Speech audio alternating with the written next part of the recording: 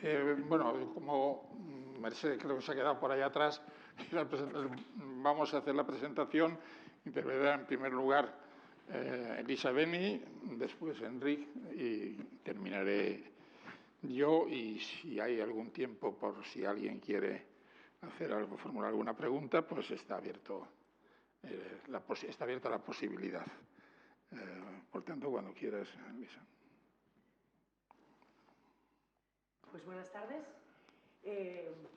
Podría pensarse que he venido aquí en calidad de cuota femenina o de telonera, pero no es cierto, he venido porque este señor, el magistrado Martín Pallín, es un tipo que me parece admirable, no desde ahora solo, sino cuando incluso se movía en el proceloso mundo de las togas, en el que ya tuve ocasión de conocerle y en el que me pareció, y me llamó la atención en medio de toda esa pompa, circunstancia y hasta caspa que a veces recorre ese mundo, porque era un tipo directo, un tipo que decía las cosas y que además era valiente, es decir, que fue capaz de decir determinadas cosas cuando todavía vestía la toga, porque suele ser muy común el que haya personas que digan las cosas cuando ya, digamos, a toro pasado, pues no pueden tener consecuencias, pero José Antonio era un magistrado que decía también las cosas, las decía en las sentencias, pero también las decía de viva voz, nos las decía a los periodistas, que no tenía tampoco, nunca ha tenido miedo para hablar con los periodistas, y desde entonces pues le guardo una rendida admiración y además un cariño especial porque piensa muy parecido a mí. Entonces, en este tema, en el que hemos estado muy solos, muchos, me parece especialmente importante su voz en el gobierno de las togas. Me parece importante porque lo que todos vimos que sucedió, y algunos lo vimos incluso en directo, en un plató, hora tras hora, de una forma, ¿no?, en que casi acabábamos exhaustos en aquellas transmisiones, tuvo la virtualidad de convertirse después en algo completamente diferente, y eso desde la perspectiva de un periodista era una cosa que a mí me pasmaba, porque ya no se trataba de abrir la ventana y ver si llovía, sino de haber abierto la ventana y haber visto que no llovía, pero luego de una forma mágica pues se había convertido aquello en un diluvio que al parecer no habíamos sido capaces algunos de apreciar, ¿no? Bueno, no había sido capaz de apreciarlo nadie, porque en aquellas maratonianas sesiones pues nadie pronunció algunas palabras que después se pronunciaron con total soltura. Y cuando eso sucedió, al principio hubo algunas voces, incluso dentro del mundo jurídico, recuerdo una firma de catedráticos de derecho penal, etcétera, que tímidamente pues llamaron a la puerta y dijeron, oiga, que es que no estaba lloviendo cuando esto pasó. Pero rápidamente se produjo ese fenómeno que los teóricos de la comunicación han llamado la espiral del silencio, y es que esa opinión empezó a entrar dentro de esa espiral del silencio y prácticamente desapareció de la esfera pública y se produjo una unanimidad solamente rota por algunas voces discordantes, bueno, que fueron tachadas de todo lo que podían ser tachadas, en el periodismo algunas, y José Antonio Martín Pallín fue una de las voces que desde el mundo jurídico nunca dejó de decir lo que pensaba que tenía que decir, incluso cuando la mayor parte de sus compañeros, tanto de la carrera judicial como de la carrera fiscal, que me consta, eran conscientes de la barbaridad técnica, jurídica y constitucional que se estaba llevando a cabo, pues prefirieron callar porque era más cómodo y además así no te hacían la cruz. Y bueno, todo esto lo cuento porque tiene mucho que ver con lo de que José Antonio ha recopilado en el gobierno de las togas, ¿no? Ha ido recopilando, yo lo abreviaría diciendo que ha ido recopilando los desconciertos, las tropelías, los atropellos al derecho procesal, al derecho sustantivo, al constitucional, que se han ido produciendo y que por esa cuestión que sucede siempre en nuestro país, es que la razón de Estado, sobre todo cuando se trata de temas que afectan a la independencia de los territorios históricos, pues siempre parecen suficiente y bueno todo lo que se haga, pues fueron callando. Y esto ya es la segunda vez que lo vivimos al menos, porque José Antonio también lo vivió cuando el terrorismo etarra estaba en su máxima expresión y había un problema que resolver. La razón de Estado también se aplicó restringiendo derechos, haciendo pequeñas vulneraciones de derechos y luego más grandes porque se entendió que el fin justificaría los medios y cuando esas cosas suceden, y por eso es importante también que esto quede plasmado y especificado en un libro, cuando esto sucede se abren puertas que luego es muy difícil cerrar y que ya veremos en un futuro como tendremos que acudir a esta obra y a otras para decir, miren, esta puerta se abrió en este momento y ahora se va a utilizar para esta otra cosa que les causará escándalo, pero que ya abrieron ustedes este portón, ¿no? Entonces, en ese sentido, me parece que es un recorrido muy necesario por todo eso. Más allá de la valentía y, desde luego, el aporte técnico que él hace desde una perspectiva que los periodistas no alcanzamos a hacer del todo, que es la cuestión técnica, en la que él prácticamente hace, por así decirlo, su propia sentencia, su propio voto particular a la sentencia del proceso, ¿no? Y eso me parece muy interesante por venir de donde viene.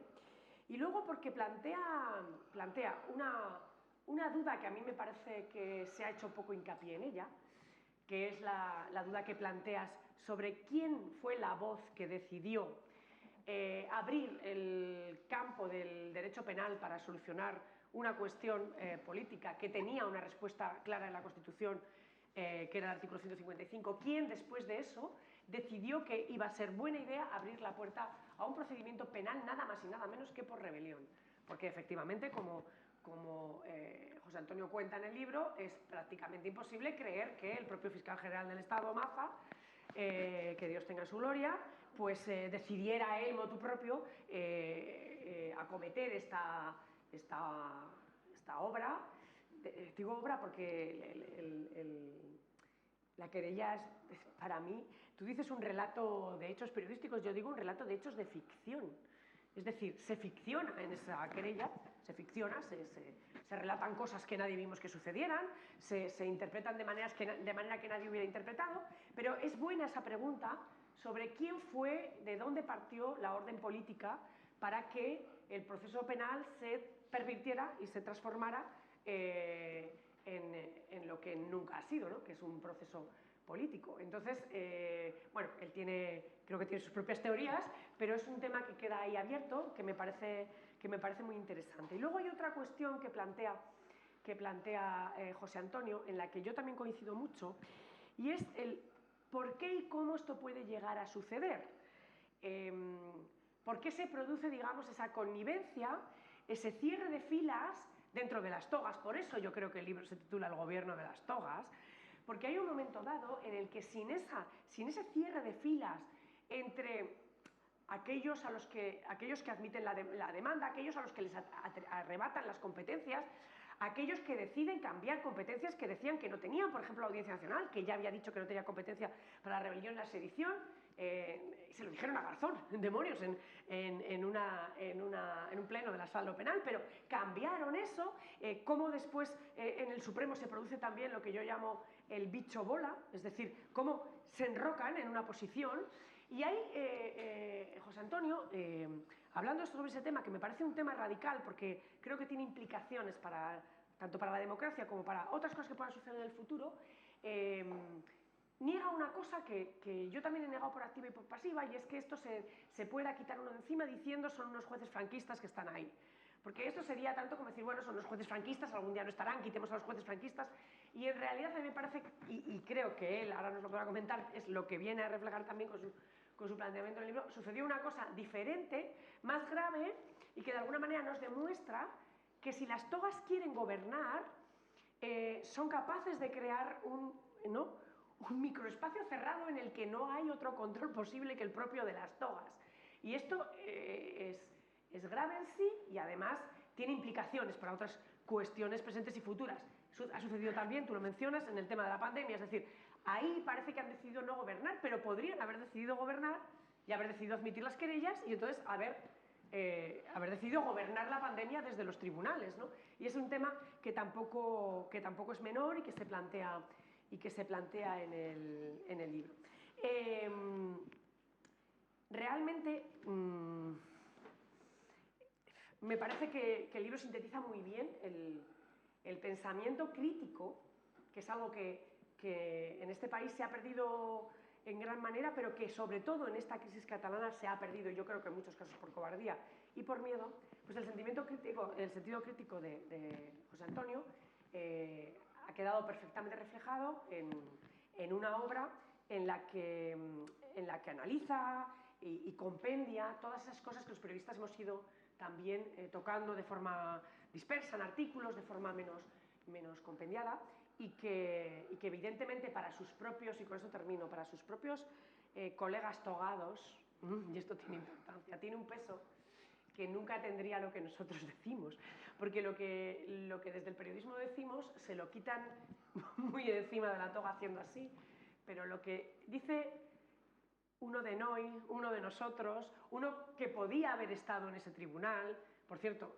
si no te hubieras jubilado, fue tu plaza la que se quedó Marchena. Fue tu plaza la que ocupó Marchena. Lo que él tenga que decir, lo reconozcan o no lo reconozcan públicamente, tiene un calado dentro de la carrera judicial y de la carrera fiscal que no tendrían otras opiniones. Y también la tiene, sobre todo, creo, para los magistrados y los jueces progresistas que han estado más silentes que la cuenta o muy silentes en esta crisis, que ha sido una crisis del Estado de Derecho y una crisis del sistema de grandes consecuencias que todavía no hemos terminado de arrostrar. Muchas gracias. Enrique. Bien, sí, muy buenas noches. Muchas gracias a José Antonio Martín Pallín por invitarme a presentar este libro. Yo le conozco desde hace relativamente poco tiempo. Nos habíamos saludado alguna vez en Madrid, en encuentros casuales, y últimamente hemos coincidido en algunos coloquios de televisión y hemos tenido la oportunidad de intercambiar puntos de vista, y le agradezco mucho pues, que me haya invitado a participar en la presentación de este libro. Habida cuenta que yo no soy especialista en la información de tribunales, en la información jurídica, y he de confesarles lo siguiente, que en este país dedicarse a la crónica política y no tener un poco de especialización en la información de tribunales es un problema. Incluso diría que podría ser un problema incluso grave, ¿no? Y por lo tanto les confieso que cuando he de afrontar un tema que evidentemente tiene esta dimensión, que linda con los tribunales intervienen en él, pues muchas veces me pongo nervioso. Por una razón, porque la información sobre los tribunales exige dos cosas. Primero, un conocimiento mínimo de las normas jurídicas, y luego otra cosa que me parece muy complicada y que envidio a los periodistas y las periodistas que se dedican a esta labor, que exige un conocimiento bastante minucioso incluso de las personas. Es decir, yo lo que voy observando en mis colegas de la información de tribunales es que al final el conocimiento de las personas, saber ubicar a cada uno, dónde está, quién es, de dónde viene, cuáles son sus amigos, cuáles son sus enemigos, pues resulta bastante importante para establecer algunas pautas informativas. Es evidente que en este país la información de tribunales en los últimos años ha ido creciendo exponencialmente, ocupa un lugar muy importante en los medios de comunicación, porque ello es reflejo de una realidad, que es que efectivamente en los momentos de crisis, yo creo que esto no es exclusivo de nuestro país, pienso que se ha dado en otros sistemas democráticos europeos, en momentos en que el poder político, por las razones que fuere, entra en fase de debilidad, y me parece bastante evidente que el poder político en España lleva ya bastantes años en una fase de debilidad, al menos desde que empezó la crisis económico-financiera de 2008, pues como el vacío nunca se produce, y menos en términos de poder, pues los territorios que abandona la política o que abandona el poder ejecutivo y abandona el poder legislativo los tiende a ocupar el poder judicial. Esto, por ejemplo, pasó en la Italia de los principios de los años 90, cuando se produjo una crisis política descomunal derivada en buena medida de una investigación judicial fuerte con efectos traumáticos para el sistema político de aquel país relativa a la corrupción, ¿no? Esto creo que está pasando en España y en estos momentos, efectivamente, en cualquier redacción que quiera tener un buen músculo informativo, la persona o las personas, porque con una no basta a veces, que se dedican a la información de tribunales son fundamentales para tener las claves de lo que está ocurriendo. Por lo tanto, yo la opinión que expongo estos condicionantes míos de entrada, pero sí quisiera entrar en algún aspecto de la sustancia, porque... Y les voy a contar una historia, ¿no? Mi propia hipótesis sobre algunas cosas, o sobre alguna cuestión central que ha sido evocada por Elisa Beni. Cuando Mariano Rajoy, después de aplicar el artículo 155 de la Constitución, no vamos a entrar ahora en aquellos momentos y aquellas horas cruciales, a mi modo de ver, desde el punto de vista político, del 26-27 de octubre, en las horas en las que la historia podía haber tomado otra dirección y que quizás hoy estaríamos también en escenarios distintos a los que estamos. Pero ya una vez se ha desencadenado, se ha producido la fantasmagórica declaración de independencia de Cataluña, si me permiten, la declaración de independencia más triste de la historia de la humanidad. Creo que no hay, nadie la supera, la más triste que sea en la historia de la humanidad, por los rostros de los declarantes, digamos, ¿no? Es decir, que ninguno de los que estaba allí, excepto algún incauto, creía realmente en lo que estaban haciendo. El gobierno aplica el artículo 155 y entonces Rajoy nos sorprende un poco a todos convocando elecciones inmediatamente. Incluso aquello fue visto como aquí alguien parece que está decidido a tomar la iniciativa política. Es decir, aquello que no se ha atrevido a hacer Puigdemont como consecuencia de las presiones que ha recibido, de los suyos, de sus socios y aliados, del ambiente, en fin, en definitiva, de la acumulación de circunstancias que se habían producido en Cataluña en aquellos momentos, lo hace el presidente del gobierno. Es decir, de alguna manera utiliza el artículo 155 para buscar una solución política que no eternice la intervención de la autonomía catalana y bueno, y que dé la palabra a la ciudadanía, ¿no? La sorpresa, desde el punto de vista de alguien que se dedica a la crónica política, es como al cabo de 15 días una parte del gobierno de la Generalitat, aquella que no había marchado a Bruselas, es citada a declarar ante la Audiencia Nacional y de la Audiencia Nacional sale directamente hacia la cárcel, ¿no? Claro, yo, en términos políticos, me decía, bueno, aquí el gobierno convoca unas elecciones para esclarecer políticamente la situación de fondo. Se supone que quiere colocar al independentismo ante su propio espejo, digamos, y convocar a una mayoría de sentido común que le dé la vuelta a la situación. Se supone que el gobierno es consciente de que unas elecciones convocadas con la autonomía suspendida y después de aplicarse por primera vez el artículo 155 llevarán consigo una fuerte movilización, es decir, una alta participación electoral, y se podía suponer de que la estrategia obedecía a la idea de que con una alta participación electoral y en un clima de una relativa tranquilidad, es decir, nos colocamos todos ante el espejo a ver qué es lo que observamos, incluso podría darse la circunstancia de que el independentismo hubiese quedado en minoría. Ahora, evidentemente, en el momento en que diversos miembros del gobierno saliente de la Generalitat, es decir, los protagonistas de los acontecimientos de octubre, entran en la cárcel, además con ingresos prácticamente retransmitidos en directo por los canales de televisión, pues evidentemente el clima en Cataluña se produce inmediatamente una basculación, lo que en un primer momento era una cierta desorientación del independentismo que veía y empezaba a sospechar a algunos de sus seguidores de aquí algo entre lo que hemos dicho y lo que hemos hecho, hay alguna disonancia, evidentemente se produce una nueva coagulación sentimental, porque entonces la cuestión ahora ya no es justificar lo que se ha hecho el mes de octubre, sino defender la libertad de los que están en la prisión, que a su vez Puigdemont hábilmente recoge esta bandera y la plantea en términos legitimistas, y eso finalmente es lo que le dio la victoria en las elecciones de diciembre de 2017. Entonces la pregunta es decir, bueno, entonces el gobierno, cuando toma esta decisión, sabía exactamente cuál era el recorrido judicial que iba a haber.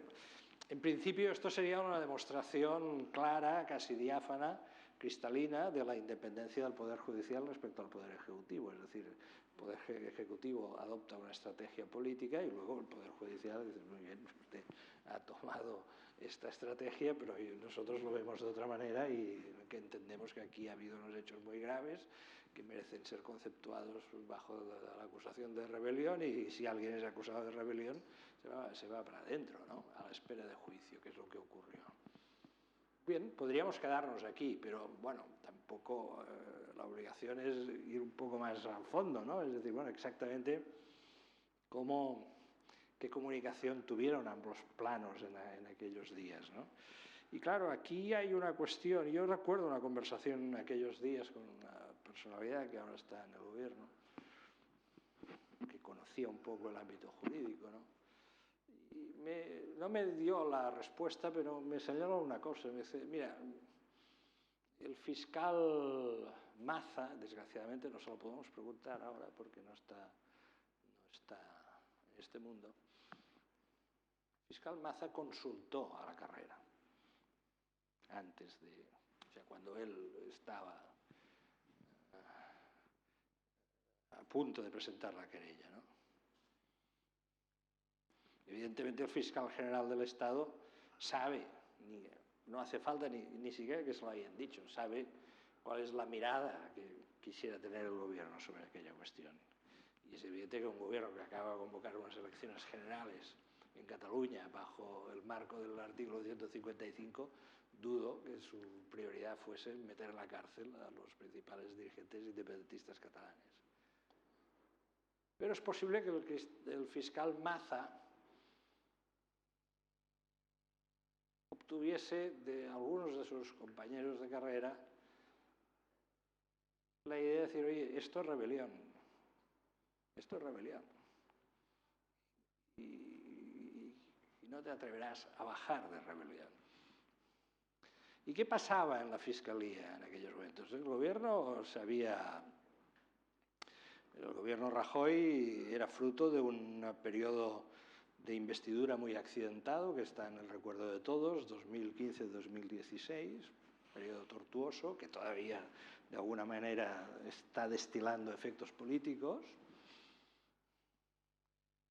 Y está claro, y los datos están ahí, de que una de las preocupaciones del gobierno Rajoy y del presidente saliente hoy son las que hoy están en primer plano. Había una causa abierta respecto al Partido Popular que podía tener graves consecuencias. Por tanto, la gestión de la Fiscalía, sobre todo la Fiscalía Anticorrupción, era un punto delicado. Por lo cual, eso yo quiero decir que los cambios, incluso en la Fiscalía General del Estado, yo creo que hay que tener en cuenta ambos escenarios. Una Fiscalía que se siente dolida por la manera como se ha efectuado el nombramiento del nuevo fiscal general del Estado, que está molesta por lo que interpreta que puede ser alguna maniobra para embridar a la Fiscalía Anticorrupción. Y por lo tanto se crea un determinado marco. Pero yo creo que luego hay otro elemento interpretativo a tener en cuenta, que es el siguiente, y que me parece que en los tiempos que vivimos es fundamental, que es lo que yo denominaría en un momento dado, en cualquier circunstancia política, lo que yo llamaría el espíritu del tiempo, o si para ser más concretos, incluso el espíritu de la ciudad. Estos días hemos vivido una emanación clara de lo que podría ser el espíritu del tiempo o el espíritu de la ciudad. Durante estos días Si uno atendía los principales medios de comunicación, la prensa, la televisión, daba la impresión de que en España se había refundado ETA, que ETA acababa de ser refundada hace 10 días. Cuando en un momento dado, por una serie de circunstancias, se produce una convergencia de mensajes políticos, de pulsiones políticas que se concentran en un punto. Desafiar al espíritu del tiempo, al espíritu de la ciudad, no es fácil, desde cualquier instancia, ni desde los medios de comunicación, ni desde la judicatura, me da la impresión. Y es evidente que en aquellos momentos de diciembre, enero, el espíritu de la ciudad iba denso, tenía fuerza y apuntaba en una dirección claramente. Y además el espíritu de la ciudad se había puesto a las órdenes del discurso del 3 de octubre. Y yo ignoro, porque no tengo datos para poderlo afirmar, si el discurso del 3 de octubre fue pensado para que alguien se pusiese a las órdenes de aquel discurso. Pero lo que está claro es que el espíritu de la ciudad entendió que se tenía que poner a las órdenes de aquel discurso. Y aquí yo creo que estos factores internos de la propia judicatura y de la Fiscalía, más la creación de un clima determinado además por unas circunstancias de una gravedad extraordinaria y de una tensión muy fuerte, empujaron en una dirección, de tal forma que en las elecciones de diciembre se produjo algo que luego el espíritu de la ciudad, que es muy listo y le sabe dónde pone el foco y dónde no lo pone, ignoró olímpicamente, que es el siguiente. Durante años en esta ciudad, en Madrid, se había construido el teorema siguiente, que es que en Cataluña el problema era que no votaban todos los que están. Que el día que se consiguiese que más del 80% de los catalanes fuesen a votar, el catalanismo, el nacionalismo, el independentismo, digamos 3 versiones de un mismo espíritu maligno, para entendernos, sería derrotado. Bueno, el 17 de diciembre del año 2017, fue a votar, creo que sobre el orden del 82% del censo. Y los partidos independentistas obtuvieron la mayoría absoluta, que todavía hoy está vigente, y ahora veremos en febrero cómo desemboca, qué ha cambiado en estos años, ¿no? Es decir, esa mayoría absoluta fue fabricada en buena medida por el espíritu de la ciudad. Y pienso que eso, no sé si algunos de los artífices ingenieros del espíritu de la ciudad lo han tenido durante este tiempo, lo han reflexionado de manera suficiente. Estaría bien que lo hubiesen reflexionado. En fin, esta para mí es algo sobre lo que he dado muchas vueltas. El libro de José Antonio Martín Pallín va mucho más allá de este núcleo. Es una explicación crítica de todo el proceso, en el que pienso que hay elementos muy valiosos, y sobre todo, el más valioso de todo es la mirada. El hecho de que haya personas relevantes en el ámbito de la magistratura que tengan el coraje cívico de plantear hoy una mirada crítica respecto a todo lo que pasa. Esto me parece absolutamente fundamental, como pienso que también es necesario que desde otros ámbitos, como por ejemplo el del periodismo, pues hagamos el esfuerzo de mantener un poco la mirada crítica. Ahora bien, esta mirada crítica, en lo que a los periodismo corresponde, y en concreto al periodismo en Cataluña, para ser completa también necesita mirar a la otra parte. Y claro, yo no puedo acabar sin decirles que lo que ocurrió en Cataluña entre septiembre y octubre, en términos políticos, bajo mi punto de vista, fue una auténtica insensatez, cuyas consecuencias políticas y sociales ahora Cataluña las está sufriendo. En estos momentos la institucionalidad catalana está seriamente tocada, está seriamente dañada. Vamos a ver las elecciones de febrero qué es lo que dan, ¿no? Pero está seriamente dañada, y sin duda alguna una de las causas está en los acontecimientos de septiembre y octubre, que evidentemente Después se complicaron, está claro, pero pienso que esto también ha de estar muy presente. ¿Qué pasó en aquellos meses? Pues es difícil, claro. José Antonio Martín Pallín hace una cosa muy importante, decir, oiga, esto rebelión no es. Y posiblemente la historia acabará diciendo que no lo era, posiblemente. Y el día que se reforme el Código Penal y se revisen los tipos, se empezará a escribir que no era rebelión. Y el día que se produzca el indulto, que se va a producir, también. Un político italiano que siguió muy de cerca aquellos acontecimientos, Romano Prodi, que fue presidente de la Comisión Europea, cuando le preguntaron qué creía que había pasado en Cataluña, utilizó una de estas fórmulas muy sutiles de la lengua italiana, y dijo, es una forzatura constitucional, una violentación constitucional. Claro, en nuestro Código Penal creo que el delito de violentación constitucional no existe, quizás habría que introducirlo, ¿no? Una violentación constitucional. Se han tomado una serie de decisiones políticas que han violentado la Constitución. Alguien escribió en Madrid, el lenguaje político nuestro en España siempre es más directo, más fuerte, ¿no? Para ser contundentes necesitamos palabras fuertes. A veces más palabras fuertes que ideas fuertes. Y alguien dijo, esto es un golpe de Estado posmoderno. Pero claro, es un golpe de Estado posmoderno paradójico, porque las condenas no han sido posmodernas. Están en la cárcel todavía.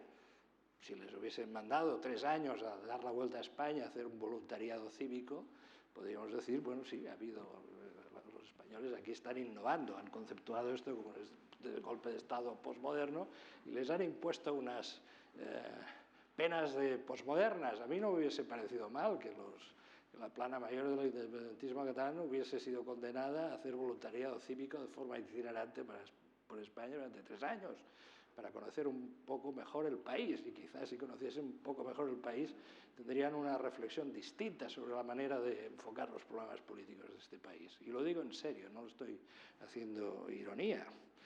En fin, pero el espíritu de la ciudad decidió que era rebelión. Y ahora, en definitiva, el momento en el que estamos es el de revisión de esto, ¿no?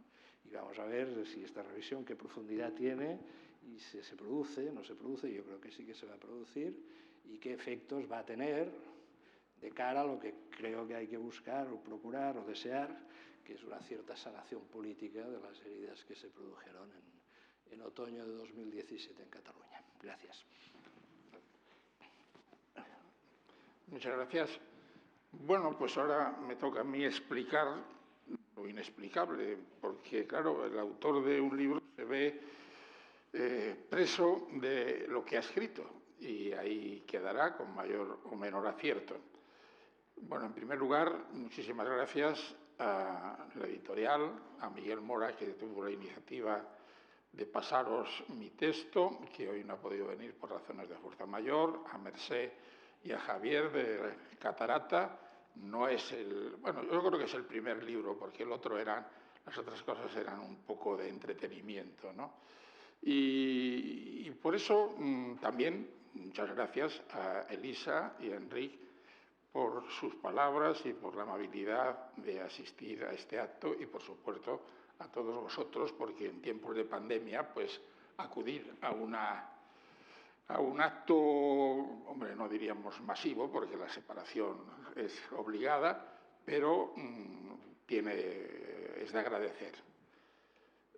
Cuando a uno le encomiendan la misión de presentar un libro, pues piensa cómo explicar por qué se gestó esto. Y tenía en mente, pero siempre pasa, cambias un poco el chip que tenías inicialmente previsto para comenzar la intervención, y me lo ha sugerido en parte la intervención de Elisa.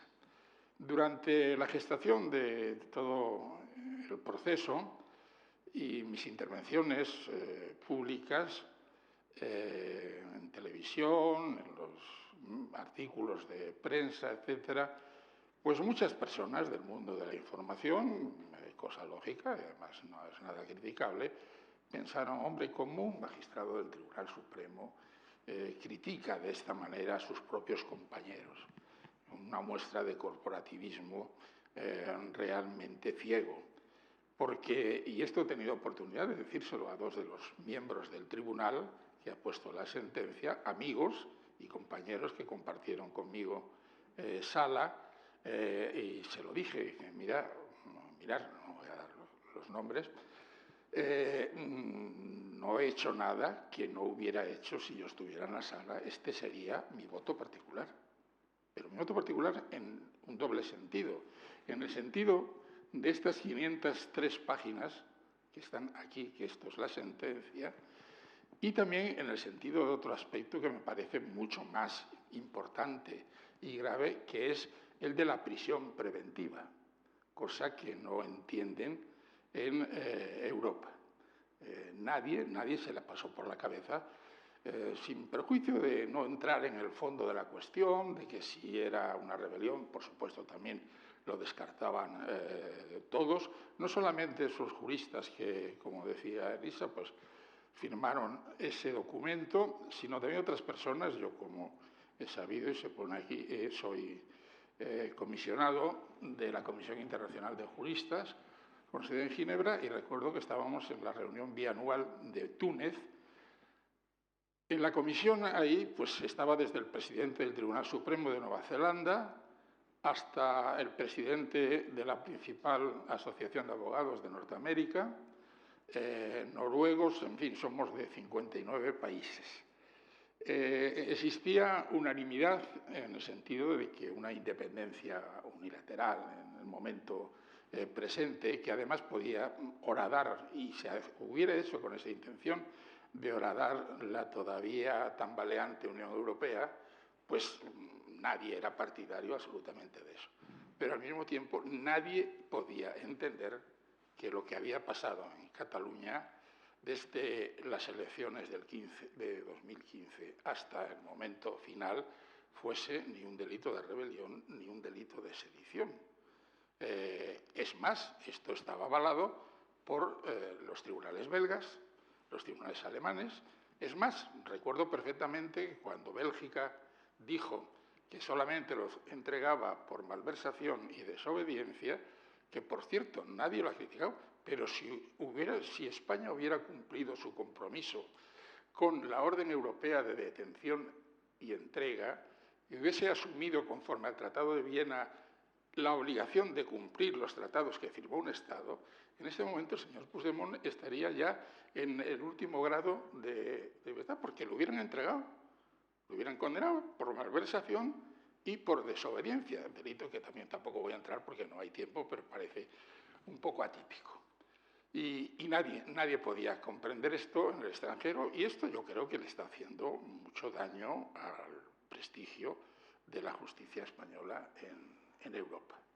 Entonces, cuando Bélgica se pronuncia, dice, no, es que en Alemania, salieron artículos de prensa, si hubiera sido en Alemania lo hubieran detenido. Pues mire usted, lo detienen en Alemania, el tribunal de Schleswig-Holstein, que por cierto, pues estos entusiastas patriotas de este país lo pusieron casi como si fuese un juzgado de paz de un pueblo perdido en Alemania, que sabrán estos locos, ese odio que le tienen a España, esa cosa que todavía hemos heredado, pues dijo lo mismo.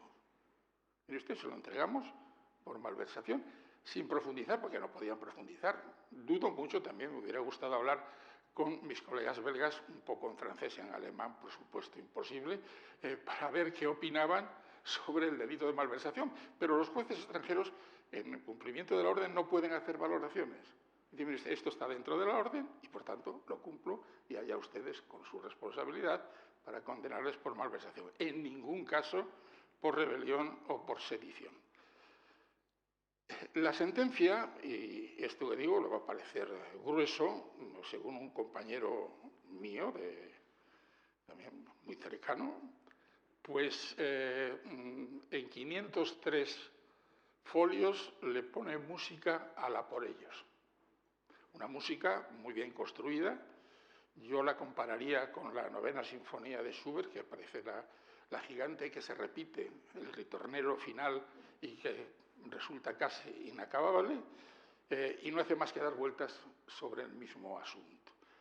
pero se desorienta y termina reconociendo cosas que llaman la atención no ya a los juristas, sino a cualquier lector sin necesidad de conocimientos jurídicos. En primer lugar, habla de una conjura. Esta es la tesis central, sacada de los informes de inteligencia del coronel Pérez de los Cobos y del teniente coronel Baena. No tienen otro fundamento para la conjura. Pero claro, es elemental decir, oiga, una conjura, y si no que se lean a Shakespeare en Julio César, se hace a escondidas.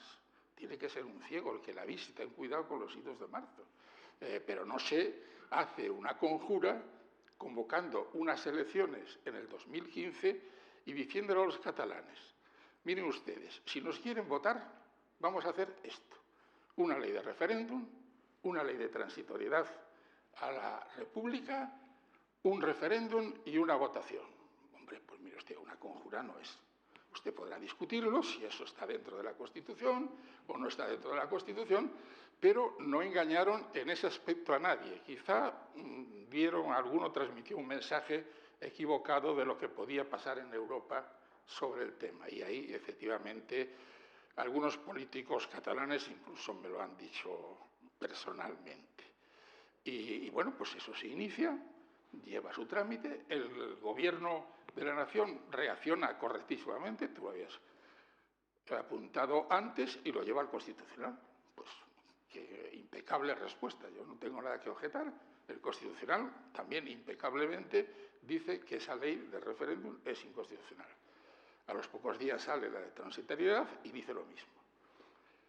Ya empieza el Constitucional a entrar en terrenos, para mí, más discutibles desde el punto de vista de la división de poderes, cuando pide o anula la votación del Parlamento. Dice que esa convocatoria parlamentaria es nula.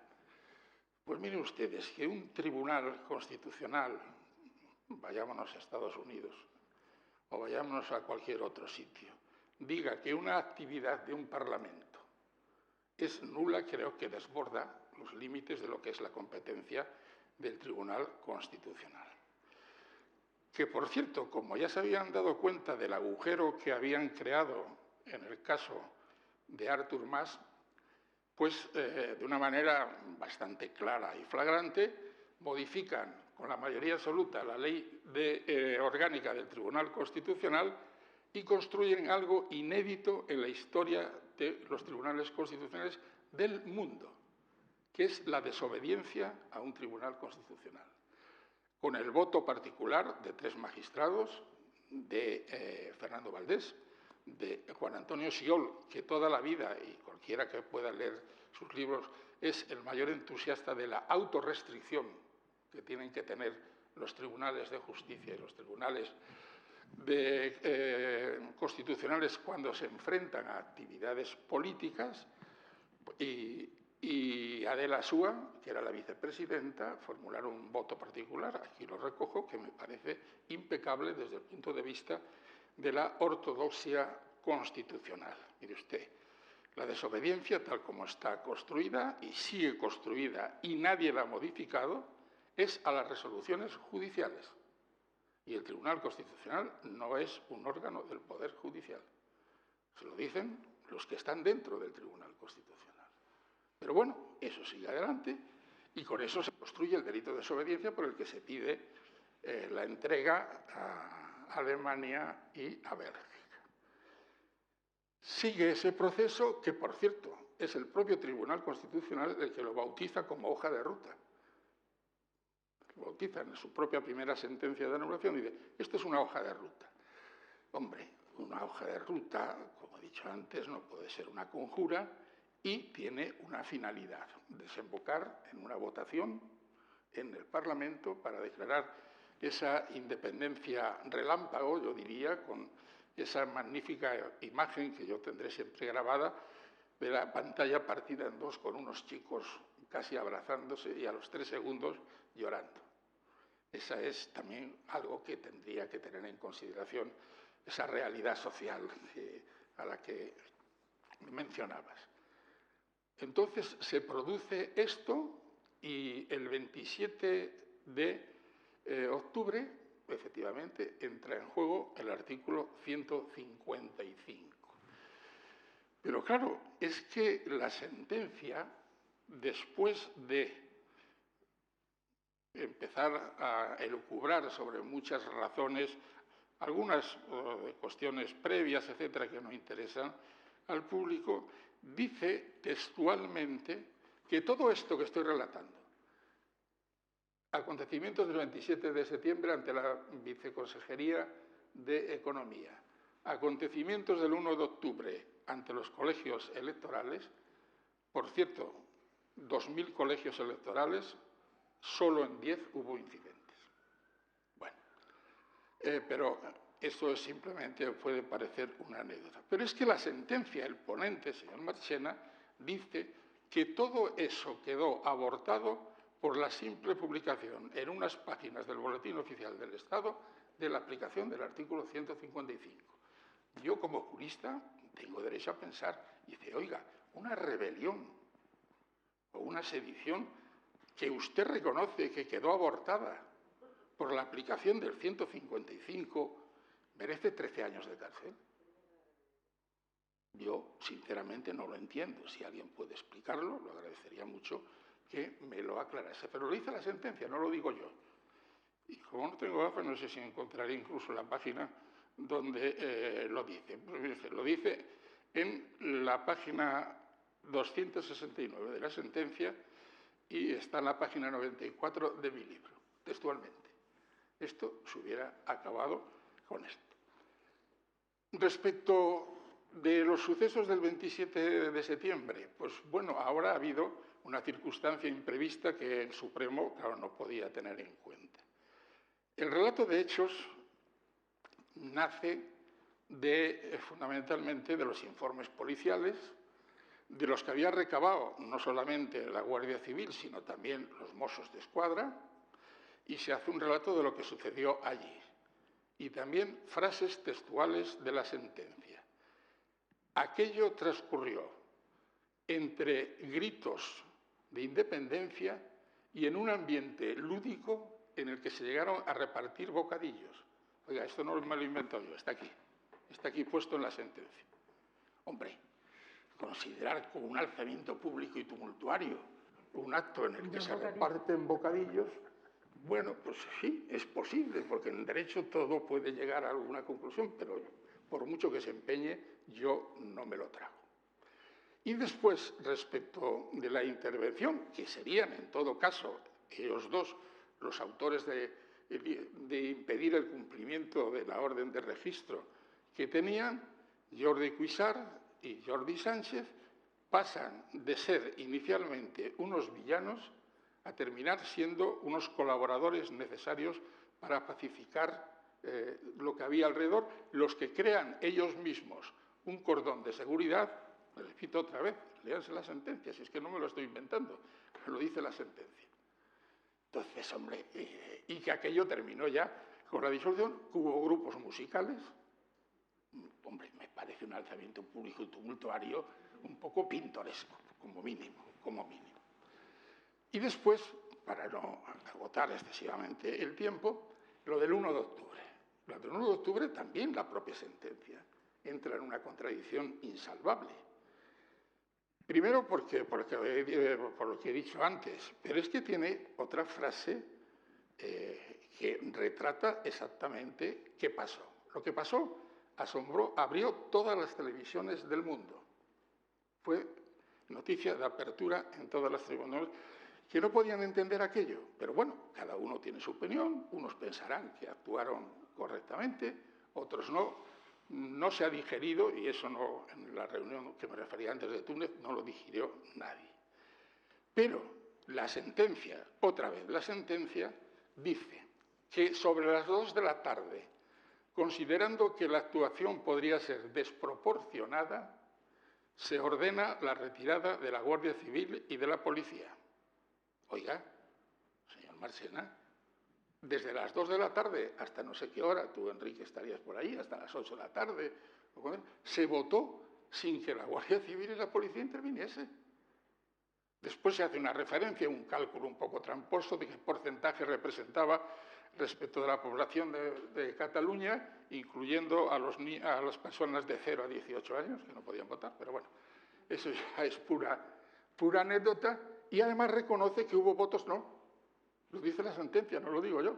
242.000.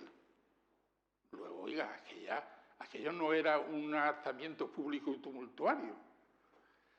Pero es que además todo esto no podría desembocar nunca en una sentencia condenatoria con estos autores, porque la proclamación de la independencia era imposible, como decimos los juristas, un delito imposible, si 97 o 79, no recuerdo exactamente las cifras de los parlamentarios, no lo hubieran votado. Bastaba con que 15 o 20 hubieran dicho no, y dice, bueno, señores, ¿qué ha pasado aquí? Nada, absolutamente nada. Y todo esto nos ha llevado a una situación que a mí me ha preocupado desde el principio, por supuesto, y ya no tanto por, no sé, un prurito personal, ni mucho menos, sino simplemente por lo que compromete, y con esto termino, el principio de la división de poderes. ¿Por qué el Poder Judicial se ha metido en esto?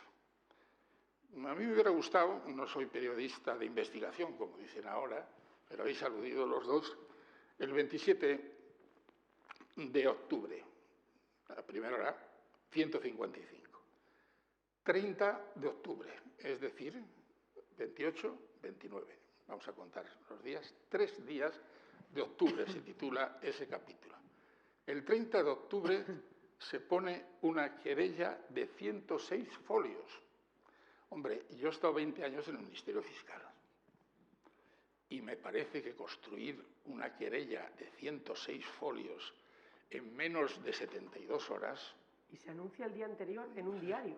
Es algo que cuesta trabajo comprender, si no llegamos a la conclusión de que todo estaba previsto, lo cual es un error monumental porque se lo dice Marchena. Oiga usted, si ya lo había arreglado con el 155. Y ahora me mete usted aquí y no se sabe muy bien el número de reuniones que ha tenido el señor Marchena con todos los periodistas de este país para decirles que él no veía el delito de rebelión y que solo veía el delito de sedición. Por tanto, ¿puede un tribunal de justicia criminalizar? Se habla en ello de judicializar la política. Hay aspectos de la política que tienen que ser judicializados, incuestionablemente. O sea, en un Estado de Derecho, una resolución, una ley medioambiental, cualquier otra resolución de alta política, por supuesto, puede ser revisada por los tribunales, nada que objetar. Ahora, criminalizar, es decir, introducir en el Código Penal, que es la Constitución en negativo, una actividad política como es la de publicar en un boletín oficial una ley, la de convocar también por medio de un decreto la votación y criminalizar y llevar 13 años a la cárcel a la presidenta de un parlamento elegido por la soberanía popular, me parece una peligrosa introducción del Poder Judicial en la soberanía popular. Esto, como apuntabas, no es solo de aquí. Vamos a ver qué pasa en Estados Unidos cuando el señor Trump inevitablemente llegue a los tribunales. Me parece interesante, lo digo sobre la marcha, saber lo que ya ha dicho el Tribunal Supremo norteamericano. El Tribunal Supremo norteamericano, en el año 2020, en la demanda de Bush contra Al Gore, dice una cosa muy importante. ¿Pero quién la dice? También un voto particular. Una persona que es la primera a la que se le rinde tributo público en las escaleras del Capitolio, la juez Ruth Bader Ginsburg, famosa por sus votos particulares. Y efectivamente, ¿qué pasó? A ver si lo puedo resumir. En Florida había un sistema de votación verdaderamente típico. Había que perforar las papeletas totalmente para que la máquina las leyese. Y había ciudadanos, pero no muchos, porque creo que eran 37, que o no perforaron bien o se quedaron, pero había pruebas inequívocas de que querían haber perforado. Lo hicieron mal. Entonces el Tribunal de Florida dice, oiga, mire usted, lo que cuenta es la voluntad. Y estas papeletas, tal como las tenemos en la mano, demuestran que esos señores tenían la voluntad de votar, es lo que dice la juez Ginsburg, pero la máquina no las pudo leer. Y el Tribunal de Florida le da la razón y gana Gore. Van al Tribunal Supremo y dos jueces, Renskin y Scalia, que eran conocidos por sus feroces sentencias permitiendo que cada Estado regule la pena de muerte como quiera y el sistema de la pena de muerte como quiera y otras cosas, bueno, pues llegan a la conclusión de que no, de que esos votos no son válidos. Otra intromisión y aquí con esto termino porque en primer lugar se está acabando el tiempo, que nadie olvide, no sé quién de vosotros dos ha hecho referencia, que hay 48 querellas ante la Sala Segunda del Tribunal Supremo pendientes de resolver sobre el decreto de estado de alarma y las medidas tomadas en materia sanitaria. Yo ya digo que si el Tribunal Supremo de mi país tiene la osadía de, ante una pandemia declarada por la Organización Mundial de la Salud, incontrolable, desconocida para todo el mundo, de decir lo que se tenía que haber hecho ante una pandemia, no solamente está invadiendo un terreno que no le corresponde, sino que de rebote va a derrocar a un gobierno y convocar unas elecciones. Y esto es lo que los americanos llaman la autorrestricción. Tenemos que ser muy cuidadosos cuando tenemos un asunto de esta naturaleza en las manos. Lo tuvimos en el caso Atucha, que ahora nadie recuerda lo del caso Atucha. Pero el caso Atucha resulta que viene con sentencias absolutorias, dos, porque una la anulan, se la vuelven al TSJ y sentencias absolutorias de Atucha. Recurren en casación al Supremo, no recurre el fiscal, le toca la ponencia a Carlos Granados, dice que no hay delito de desobediencia y la coge el señor Marchena. Y le da la vuelta a la doctrina Botín, que acaba de poner hace 3 semanas, y dice, sí, hay delito porque hay una acusación solvente, prestigiosa y fuera de toda duda, manos limpias, todos ellos en la cárcel, los directivos. Esto es lo que en realidad pasó. Llega a Estrasburgo y Estrasburgo lo soluciona rápidamente. Dice, este señor no ha tenido un juicio justo y equitativo. Lo ha anulado, nadie ha dicho nada, pero este precedente espero que no se repita. Y vamos a ver, yo creo que el Tribunal Constitucional no va a poder alterar la sentencia, lo va a tener difícil, pero creo que simplemente con que el Tribunal de Estrasburgo repase las sesiones del juicio oral y llegue a la misma conclusión que la Comisión Internacional de Observadores sobre el Debido Proceso ha llegado, ese juicio no fue justo y equitativo. La posición del presidente respecto de los testigos de la acusación y de los testigos de la defensa, y lo digo porque lo he seguido y porque he celebrado miles de juicios como fiscal y muy pocos como magistrado del Supremo, solamente el del caso de Segundo Marey, no tuve otro, pues efectivamente ahí hubo un desequilibrio total. Y por mucho menos en el caso Otegi, a una presidenta que dice, ya sabía yo que usted iba a responder esto, le anulan la sentencia en Estrasburgo y aquí, el que tenga curiosidad, que lo vea, que repase las sesiones del juicio oral y lo que allí se ha dicho es una muestra flagrante de un desequilibrio total. En cuanto se permitía decir a policías aguerridos en el País Vasco, con una máscara de las que se llevan ahora contra la pandemia, unos cascos y todo, decir que había miradas de odio. Mire usted, por favor. y sobre todo no lo recoja usted en la sentencia. Lo que pase en el juicio, por supuesto, usted no lo puede controlar, pero no me lo pase usted, por favor, a la sentencia. Pueden decir lo que quieran. Y llegaremos a Estrasburgo y como colofón final, ahora tenéis la oportunidad, Enric, el 14 de febrero, de reconducir la situación.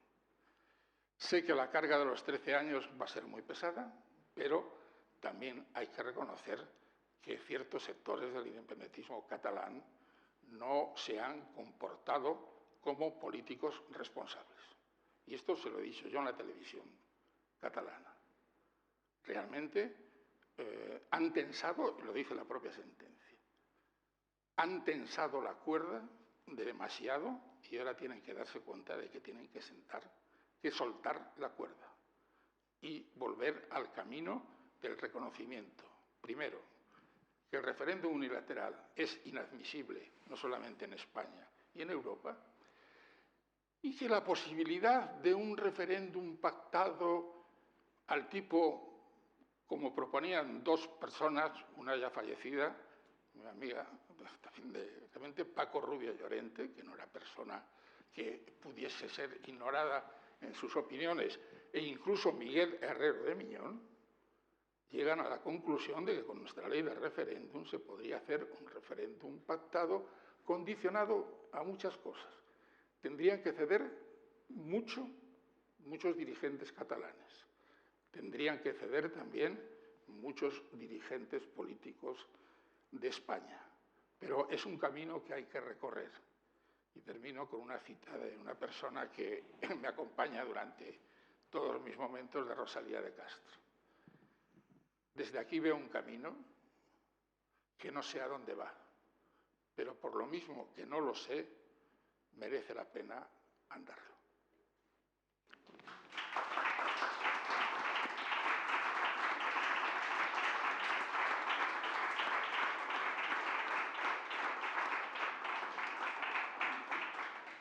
Bueno, no sé, Mercè, ¿estás tú por ahí? Mercè, ¿qué hacemos?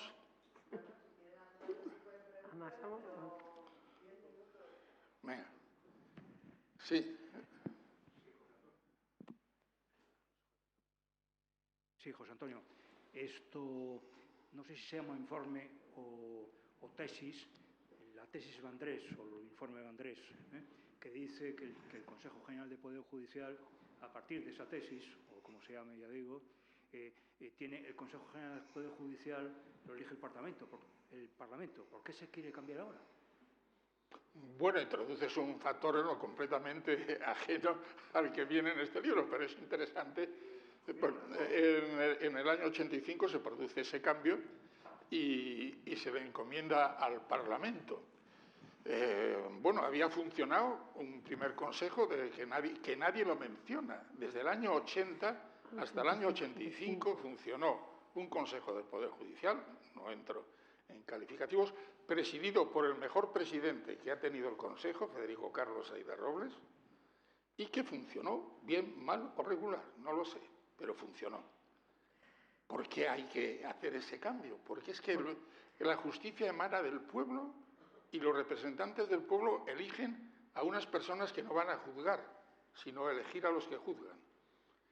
En fin, es un galimatías que yo no lo entiendo. No es cierto en absoluto, porque en este país, vamos, las fake news las inventamos ya desde hace mucho tiempo, de que Europa nos haya llamado la atención.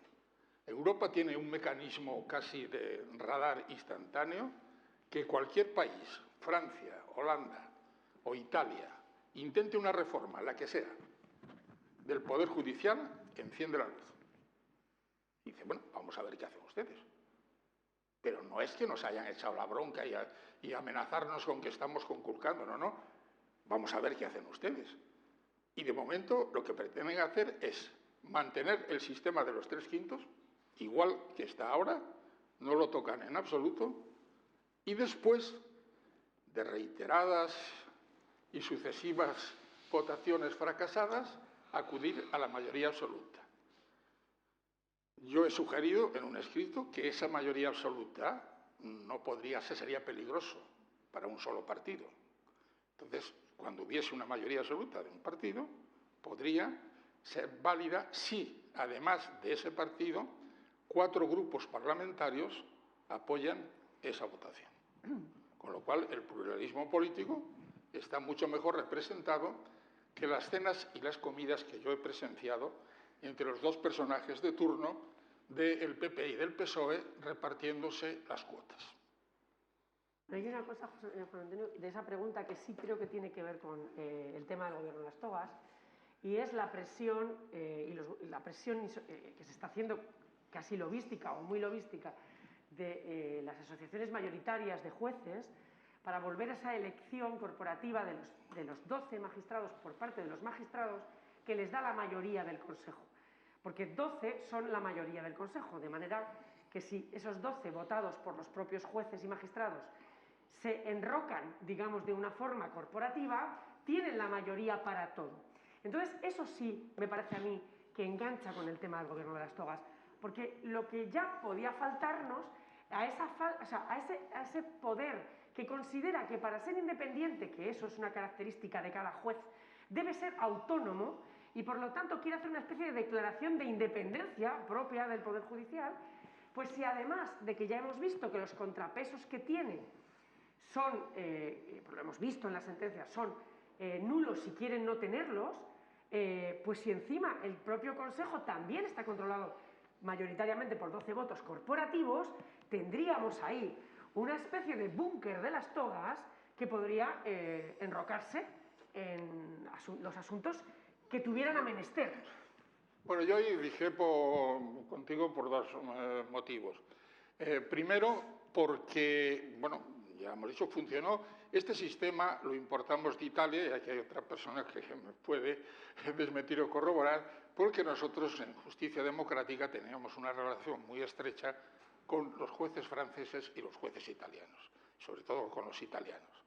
Y cuando surge esto, pues recuerdo una conversación con el grupo mixto del Senado, donde estaba Lorenzo Martín Retortillo, Raúl Moro, de mucha gente muy prestigiosa y que jugó un papel muy importante, no solamente en esto, sino en otros temas de la Constitución, importaron el sistema italiano. Si en aquel momento, como se manejaba, hubiéramos dicho que 12 elegidos por el Parlamento y 8 por los jueces, no estaríamos hablando hoy aquí de este problema. Porque no hubieran tenido mayoría. Exactamente. Porque en el primer consejo se enrocaron en no dejar gobernar primero a la última UCD y después a Felipe González. Es decir, todos sus informes a las reformas que se querían hacer eran negativos, porque fue la Asociación Profesional de la Magistratura Conservadora la que tenía la mayoría de los 12 votos de ese consejo. Pero el peligro ahí, la culpa, eso se corrige con un sistema proporcional puro. Un sistema proporcional puro y con la cuota que metió después Alberto Ruiz Gallardón, que también hay que pensarlo, que puso en manos de las asociaciones el hacer una lista de posibles candidatos. Y entonces con eso y con un sistema proporcional se corrige. Y desde luego yo me fío más. ¿Qué tiene que agradecerle un juez elegido por sus congéneres? A nadie. ¿Y qué le tiene que agradecer un juez a un político que le puede llevar al Tribunal Constitucional? Yo ahí voy a disentir contigo. Yo planteo la pregunta, no entro en debates. Voy a disentir porque tú sabes que no hay mayores corrientes de favores que las propias internas dentro de la carrera judicial. Y podríamos trazar, y yo lo he escrito, por ejemplo, algún día podemos hablar sobre el clan de los canarios. El clan de los canarios, que incluye a Marchena y a muchísimos más, a uno de los cuales ahora quieren llevar al Constitucional, González Cuéllar. Es decir, cómo todo ese clientelismo interno del mundo jurídico, pues claro que hay favores que deber. De hecho, hay grandes magistrados, como tú sabes, que no llegarán jamás al Supremo porque no han tenido... Lo digo en el libro. Claro, está en el libro, porque no han tenido la suficiente, no se han sabido camelar suficientemente a sus pares para que les apoyen, ¿no? Y esto no deja de ser peligroso. Yo creo que peor que lo que tenemos ahora, imposible. Esto da un poco de susto, ¿eh? O sea que es que yo prefiero que me gobiernen los señores a los que voto. Yo, pues, en fin, ya después de muchos años de reflexionar, lo que hay ahora, sobre todo, además, que se corre... Hombre, ahora con la crisis de la hostelería vendría muy bien porque habría numerosas cenas y comidas entre personajes con nombres y apellidos. En este momento parece que es el ministro Campo y López, y claro, Enrique López. ¿Quién va a ser? Yo que soy muy amigo de Enrique, pues ya, vamos, amigo, ya le he dicho, ten cuidado que estás muy gordo. No vayas a amigo de muchas Enrique? Ándate con ojo. No, sí, ya. No, pues nuestra amistad viene, y hay otro personaje que me comprenderá, de que él es del Real Madrid y yo soy del Atleti. Entonces todos los lunes teníamos un debate muy interesante. Pero bueno, bromas aparte, yo creo que el sistema actual ha resultado absolutamente perverso. Y lo que se haga, no que digo que vaya a ser excelente, ni mucho menos, pero desde luego peor imposible. Bueno, pues si no... Nada, sí, bueno. No sé si había por ahí otra, ¿no? Pues hemos estar debatiendo bueno, hasta pues el amanecer. entonces, pues... bueno, se ve que hay poco futbolero, porque a las 9:15 empieza el España-Alemania. Informo a todos los presentes.